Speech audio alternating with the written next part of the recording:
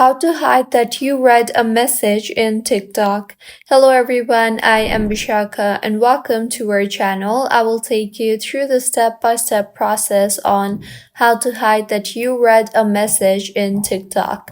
Now let's get right into the tutorial. Firstly, go ahead and open the TikTok application on your device and make sure you are signed in.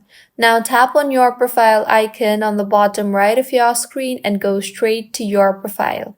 Once you are in your profile, tap on the three lines on the top right of your screen and further tap on the settings and privacy option.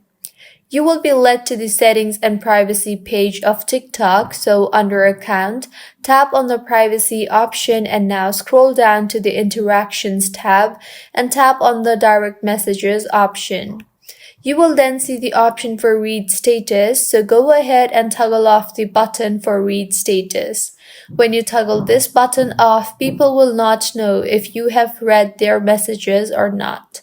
So this is how you can hide that you read a message in TikTok. If you find this tutorial helpful, please make sure to like the video and do subscribe to our channel for more contents like this.